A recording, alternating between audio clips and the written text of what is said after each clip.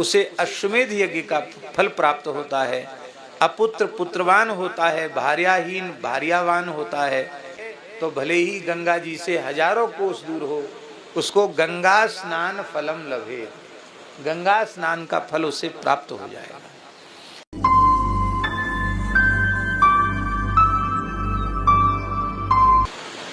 अभी हमारे मन में आया कि हम आपको श्रीमद् देवी भागवत में भगवान बद्री नारायण का, नारायण भगवान का और देवर्षि नारद जी का संवाद है। देवर्षि नारद जी बद्री का आश्रम में विराजमान श्री नारायण भगवान के अर्चक हैं। तो एक बार श्री नारद जी महाराज बद्रिकाश्रम पधारे तो उन्होंने श्री नारायण भगवान से यह पूछा कि भगवन, नारद उवाचो केनोपायेन सा देवी विष्णु पादाब्ज संभवा ब्रह्म कमंडलुस्था च श्रुता शिव प्रिया च सा। हे भगवन, ये गंगा जी कैसे प्रकट हुई और कैसे ब्रह्मा जी के कमंडल में आई, कैसे शिव जी की जटाओं में आई और कैसे श्री गंगा जी इस धरती पर सभी जीवों को पवित्र करने के लिए पधारी।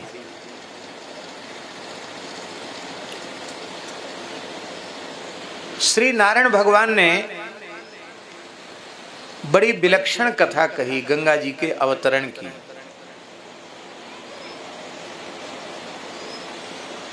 कथा इस प्रकार की है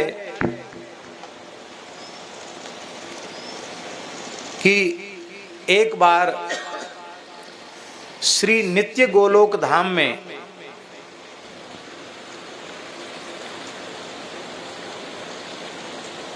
ब्रह्मा जी दर्शन करने के लिए पधारे, विष्णु भगवान भी दर्शन करने के लिए पधारे और साक्षात भगवान शंकर भी दर्शन करने के लिए पधारे।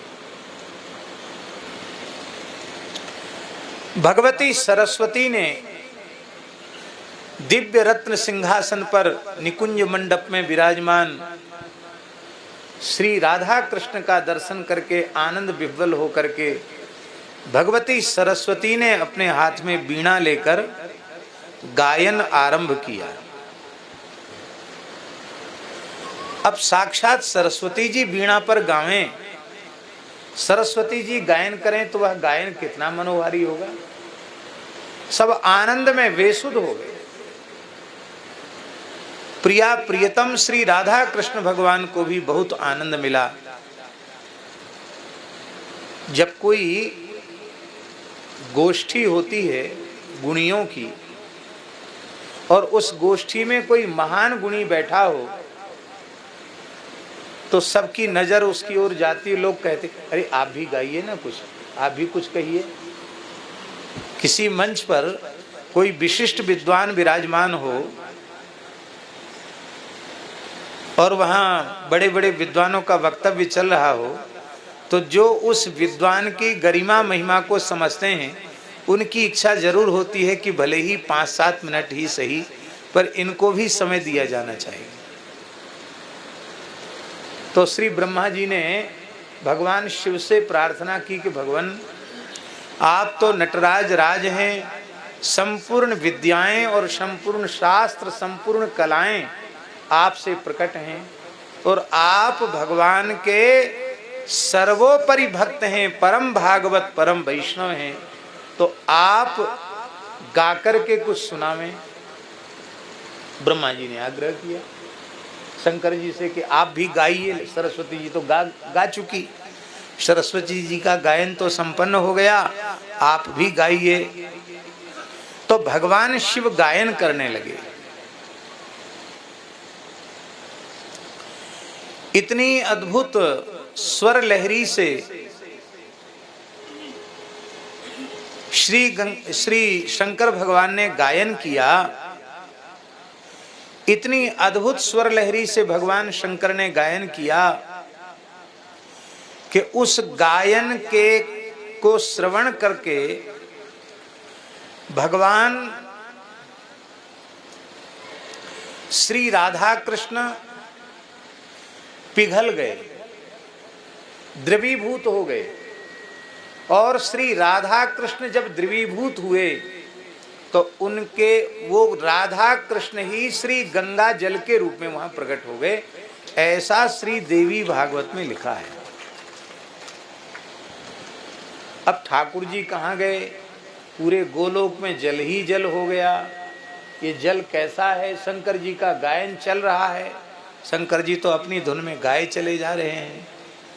सब रोने लगे, प्रभु को पुकारा तो उसी द्रव से राधा कृष्ण पुनः प्रकट हो गए और कहा कि यह प्रेम द्रव स्वरूपा श्री गंगा राधा कृष्ण का मिलित तनु है, मिलित स्वरूप है।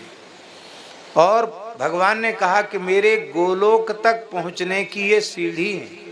जो जीव श्री गंगा जी का आश्रय लेगा वह नित्य गोलोक का अधिकारी होगा।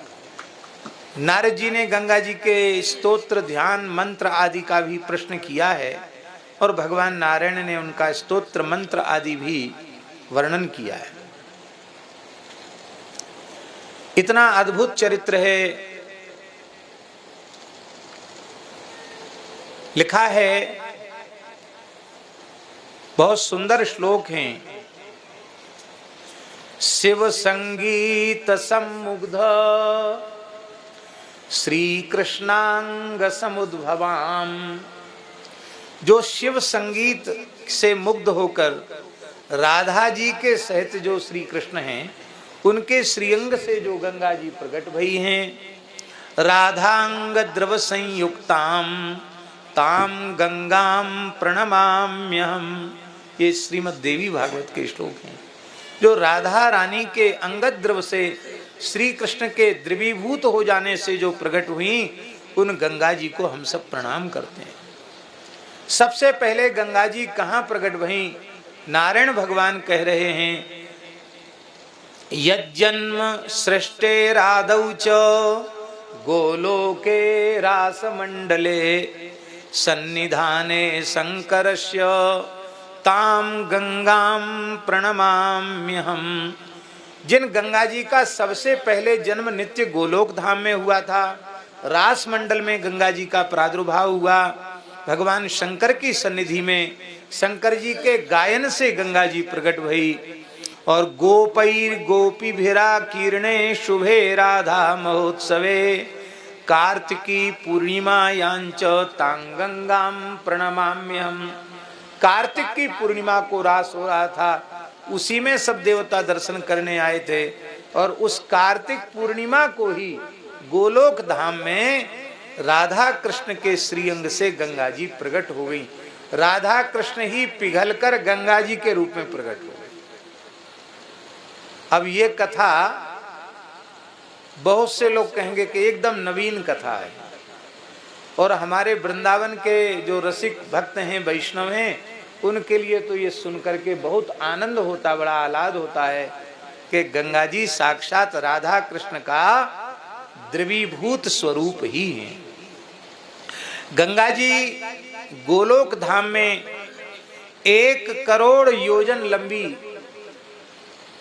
नदी के रूप में प्रकट हुई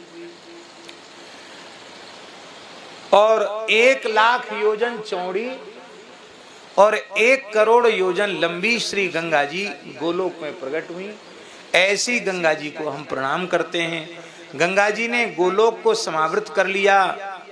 ऐसी श्री गंगा जी, अनेक श्लोक हैं। ताम गंगाम प्रणमाम्यहम, पाताल में इस रूप में हैं, ब्रह्मलोक में इस रूप में हैं। ऐसी गंगा को हम प्रणाम करते हैं। गंगा जी की महिमा क्या है? बोले, यत्तोय कणिका स्पर्शे पापिनाम ज्ञान संभवः ब्रह्म हत्यादिकम पापम कोटि जन्मार्जितम दहेत। गंगा जी के जल की एक बूंद नहीं, गंगा जी के जल की एक कणिका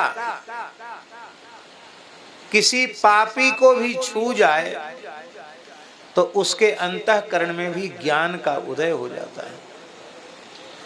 पूज्य स्वामी संपूर्णानंद जी कहते थे कि हमने अपने जीवन में अनुभव किया है कि कोई भी व्यक्ति कोई भी साधक गंगा जी के किनारे चलता रहे, गंगा जी के तट का आश्रय ले, तो बिना पढ़े लिखे उसे भगवत तत्व का ज्ञान हो जाएगा। तो कहते हमने ये अनुभव किया।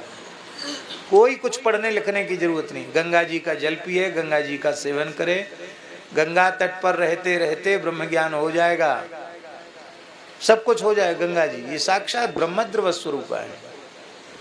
और बोले गंगा जी ज्ञान प्रदात्री हैं, ये मैंने अनुभव किया है। और वृंदावन में श्री यमुना जी प्रेम प्रदात्री हैं। चाहे जितना रूखा सूखा वज्र हृदय का व्यक्ति गंगा यमुना जी का सेवन करे, उसका हृदय भी सरस हो जाएगा। यमुना जी प्रेम प्रदात्री हैं, भक्ति प्रदात्री हैं। और कहते हमने नर्मदा जी का अनुभव किया, नर्मदा जी वैराग्य प्रदात्री हैं। कोई भी जीव नर्मदा जी का आश्रय ले, उसको निष्काम भाव से नर्मदा जी की परिक्रमा करे, उसको शरीर संसार से पूर्ण वैराग्य हो जाएगा। ब्रह्म हत्या जैसे पाप भी गंगा जी के जल की एक बूंद के स्पर्श से नष्ट हो जाते हैं। ये 21 श्लोकों में गंगा जी की स्तुति यहाँ कही गई है। इसकी बड़ी महिमा का वर्णन किया गया है कि जो इस गंगा जी के 21 श्लोकों की स्तुति का पाठ करता है, उसे अश्वमेध यज्ञ का फल प्राप्त होता है, अपुत्र पुत्रवान होता है, भार्याहीन भार्यावान होता है, और रोगी रोग मुक्त हो जाता है, बंधन में पड़ा हुआ बंधन से मुक्त हो जाता है, और जो मूर्ख व्यक्ति है, अस्पष्ट कीर्ति है, वो पंडित हो जाता है, और दुस्वप्न नष्ट हो जाते हैं। और एक विशेष बात लिखी है कि इन 21 श्लोकों का कोई नित्य पाठ करे तो भले ही गंगा जी से हजारों कोस दूर हो, उसको गंगा स्नान फलम लभे, गंगा स्नान का फल उसे प्राप्त हो जाएगा। इन्हीं श्लोकों से भगीरथ जी ने गंगा जी की स्तुति की थी और गंगा जी उनके साथ चलने के लिए तैयार हुई। यह बात भी श्री नारायण भगवान ने नारद जी को बताई।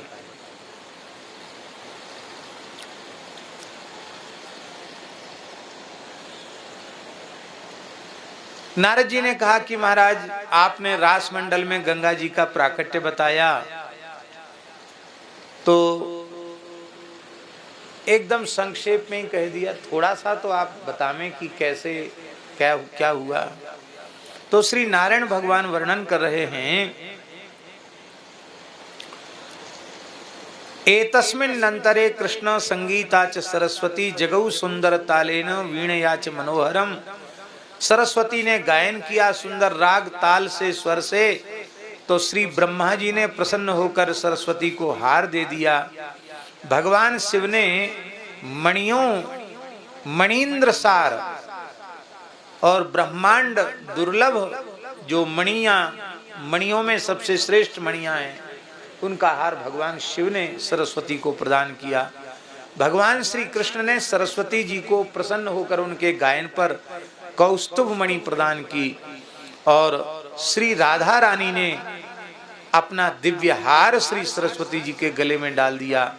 नारायण भगवान ने अपनी बनमाला प्रदान कर दी, और भगवती महालक्ष्मी ने स्वर्ण के कुंडल सरस्वती जी को प्रदान किए।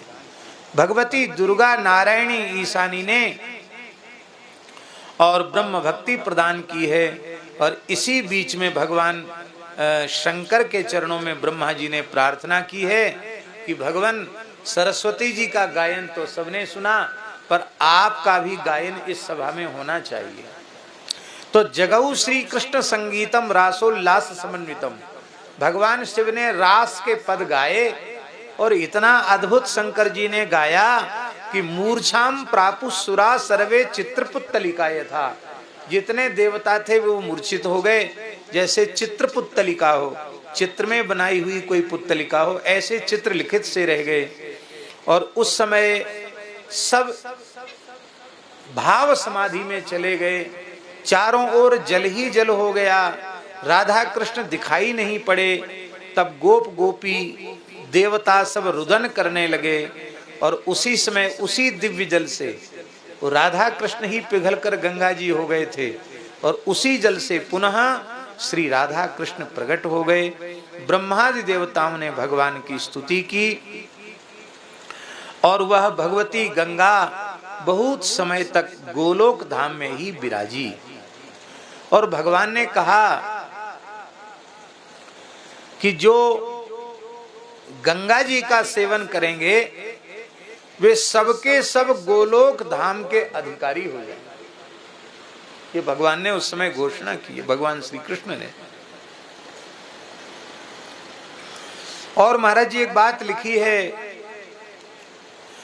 कि जो गंगा जी का हाथ, गंगा जी का जल हाथ में लेकर झूठ बोलता है, झूठी गवाही देता है, मिथ्या संकल्प करता है, वो जब तक ब्रह्मा जी की आयु है तब तक उसे कालसूत्र नाम के नरक में यातना भोगनी पड़ती है। ऐसी इसलिए गंगा जी के तट पर बहुत सावधानी पूर्वक निवास करना चाहिए। ऐसी भगवती पूज्या श्री गंगा जी हैं। बोलो गंगा मैया की जय। अब गंगा जी तो जल रूप में तो प्रकट हो गई और उसी जल से गंगा जी आधि दैविक स्वरूप में भी प्रकट हो गई। नारायण भगवान वर्णन कर रहे हैं, उनका आधि दैविक स्वरूप बड़ा सुंदर है। साक्षात भगवान की प्राण बल्लभा है गंगा जी, इसलिए बड़ा दिव्य गौर वर्ण है श्री गंगा जी का। और उनके नखशिख सौंदर्य का यहाँ वर्णन किया गया। बड़ा दिव्य सौंदर्य है श्री गंगा जी का। और वो गंगा जी एक युवती के रूप में, नव किशोरी के रूप में गंगा जी प्रकट हो गई। अब प्रकट होकर के श्री कृष्ण के निकट विराजमान हो गई और श्री कृष्ण के निकट विराजमान होकर के बड़े प्रेम भरी चितवन से श्री कृष्ण के मुखारविंद की ओर गंगा जी देखने लगी। दर्शन करते करते रास विहारी श्री कृष्ण का गंगा जी को इतना आनंद हुआ कि मूर्छिता प्रभु रूपेणो पुलकांकित विग्रह, गंगा जी मूर्छित सी होने लगी भगवान की रूप माधुरी का पान करते करते। उसी समय श्री राधा रानी वहां पधारी तो उन्होंने देखा कि अरे श्री कृष्ण के बाएं अंग में कौन विराजमान है, ये बामांग तो मेरे लिए सुरक्षित है। अब वहां गंगा जी बैठी थी और ये कौन गोपी है, कौन सखी है जो इतनी धृष्ट है, जो मेरे अनुगत्य के बिना, मेरी अनुमति के बिना मेरे प्राण जीवन धन की रूप माधुरी का पान कर रही है। ये सब लीला है। ये लीला न होती तो गंगा जी हम धरती के जीवों को सुलभ कैसे होती, इसलिए ये सब लीला है। वहां भगवान का दिव्य धाम, उसमें काम क्रोध थोड़ा ही है, पर गंगा जी को धरती पर आना है तो उसके लिए कुछ न कुछ तो नाटक करना पड़ेगा कि नहीं। ये सब हम लोगों के कल्याण के लिए लीला है। भगवती श्री राधा रानी वहां पधारी और श्री कृष्ण ने उनको उठ करके आलिंगन दिया, अपने निकट विराजमान किया। लेकिन श्री राधा रानी के नेत्र कुछ अरुण वर्ण के हो रहे थे। उनकी भ्रुकुटी से ऐसा लग रहा था कि वे मानवती हो गई हैं, उनको मान हो गया है। और उन्होंने कहा, हाँ, गंगा जी ने भी उठ करके उनकी स्तुति की, क्योंकि गोलोक की स्वामिनी है श्री राधा रानी। लेकिन राधा रानी का रोष कम नहीं हुआ।